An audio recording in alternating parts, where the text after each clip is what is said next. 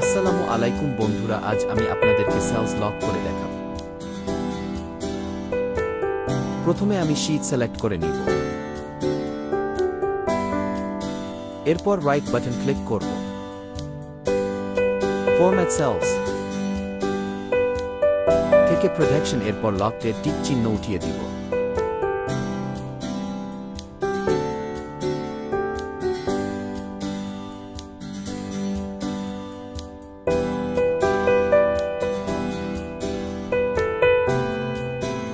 এরপর আবার যে সেলসগুলো লক করব সেগুলো সিলেক্ট করে নিব।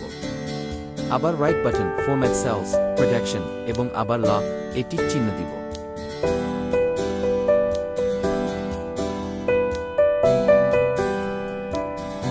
এখন রিভিউ প্রোডাক্ট শীট পাসওয়ার্ড।